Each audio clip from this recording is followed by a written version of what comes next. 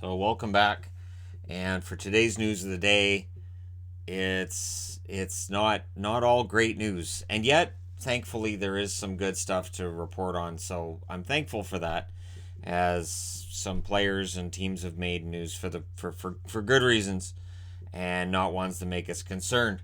So we're going to start off with something that was mentioned last night on TSN. It's something that I've flat out rejected.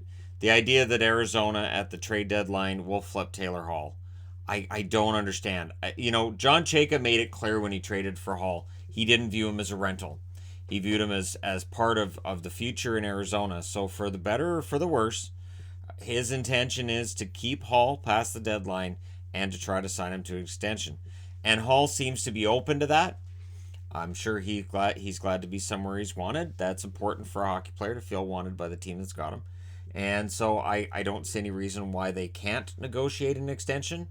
And that probably will happen after the season's done. I would expect there to be some furious speculation if they don't have him signed by, say, I don't know, June 15th. But I don't see any reason he gets traded. I just don't. Even if Arizona falls right out, I don't see any reason that they trade him.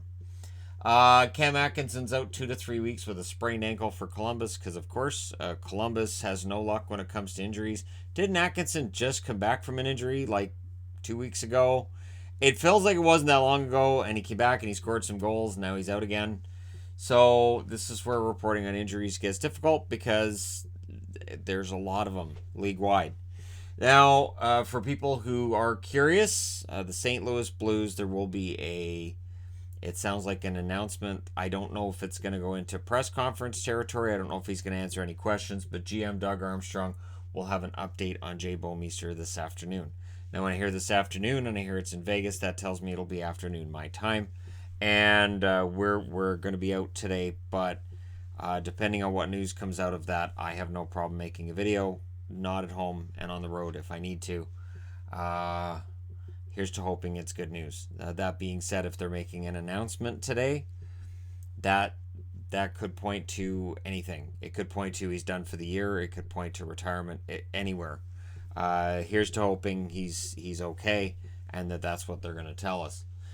Casey Cizikas is out 3 to 4 weeks with a leg laceration from a skate he took from Provorov last night, because last night was a rough one. If you're a hockey fan, whether it's gruesome injuries or just being terrified for a hockey player on the ice or on the bench, last night had a little bit of everything we don't want. We don't want nights like this again. So knock it off. So he's out 3 to 4 weeks with a leg laceration. They're lucky it wasn't worse. Anytime that you get a skate cut, it can be season ending. So here's to Casey Cizikas and having a quick recovery. That being said, they've called up Bardreau as a replacement for now, and I think the Islanders can absorb this for now. 3 to 4 weeks, I think they should be okay. Paul Maurice today. The reason why I'm wearing a Jets jersey is Paul Maurice signed a multi-year extension with the Jets. So there's some good news. Depending on which side you fall when it comes to being a Jets fan, do you believe that Maurice is a coach that can get you to a Stanley Cup, or do you think that Maurice holds the team back on any level?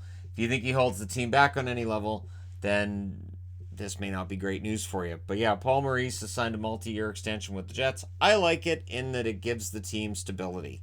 A lot of stability. And it is something that players, I think, look at when they're deciding where they're going to play. If you're a free agent, you look at the money, that's important, the term's important, but also the overall health of the franchise. Are they stable?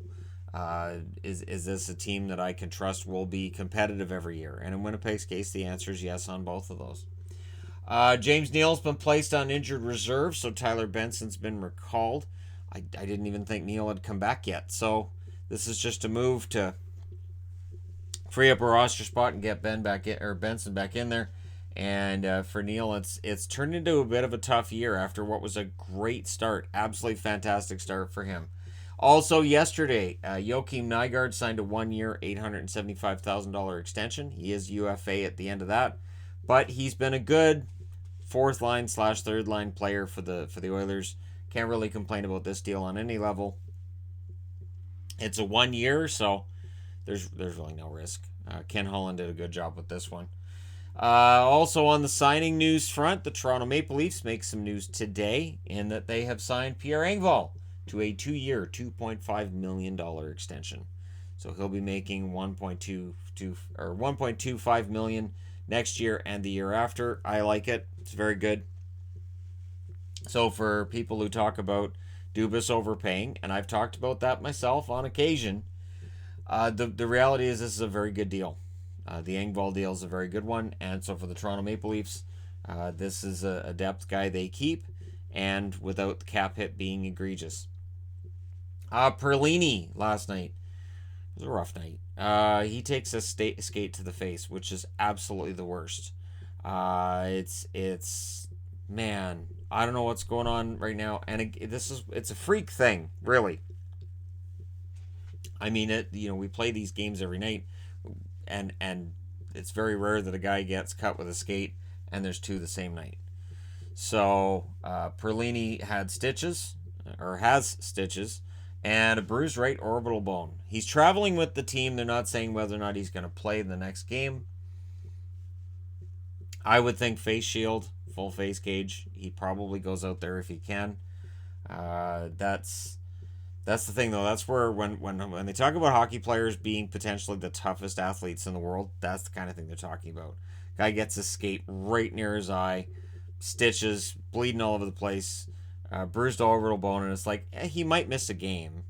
It's possible. He might miss a game. He might play. Deno, gets a puck in the jaw, teeth all over the place.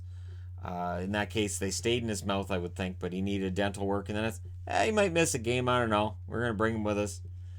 Hockey players are tough, and Perlini's, another example of that. Stitches and orbital bone. I'd at least need to lay down. I at least like, you know what? I need back on the ice. I need to lay down for a bit. I'll see you guys in a while. Just go ahead without me. I just need to lay down. And I want to say too at the end of this, because there's always people commenting and they go, "Oh, you didn't mention this one, mention that one."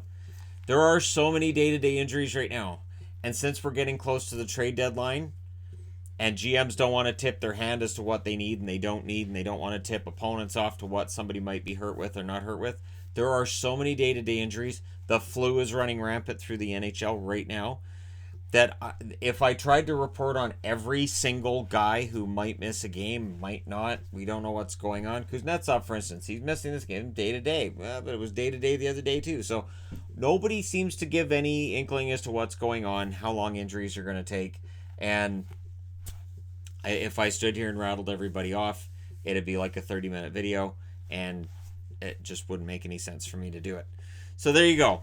Let me know your thoughts in the comment section below as always. Don't forget to hit like and subscribe if you're browsing your way through. You just happened upon this video. And to hockey players in the National Hockey League, don't take any more skate cuts. We don't want to see any more scary instances during games. So Jay Bouwnmeester, all the best. Quick recovery. And that's it. No more. That's all we can handle for this season. It was all in one night. We got it all out of our system.